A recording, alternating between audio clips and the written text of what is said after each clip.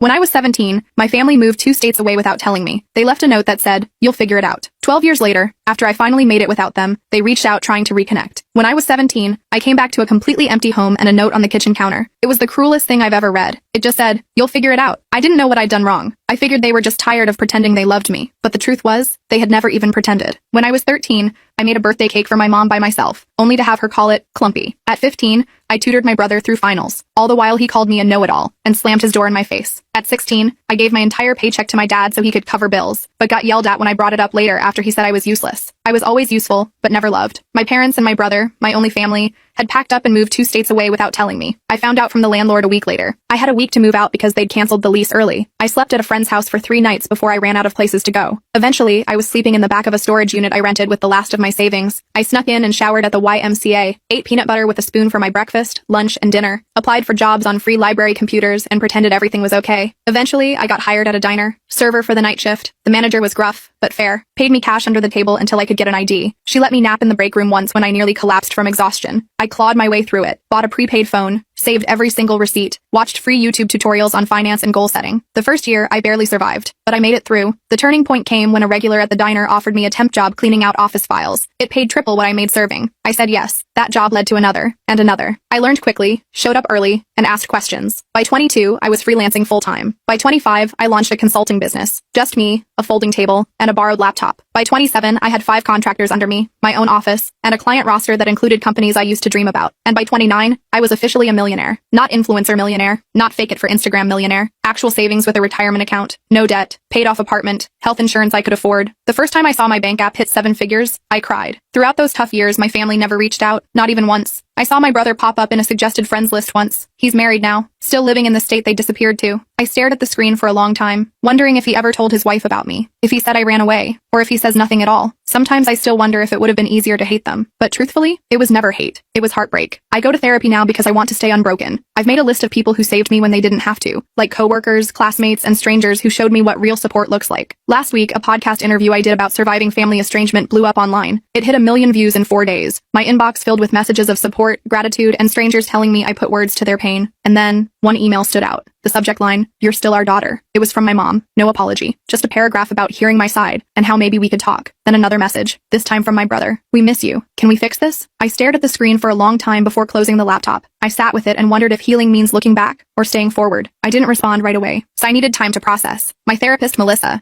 suggested I take at least a week before making any decisions. "Give yourself space to feel whatever comes up," she said during our session. "There's no rush to respond." So I did. I focused on work, went to the gym. Click the link in my bio to get the full story for free.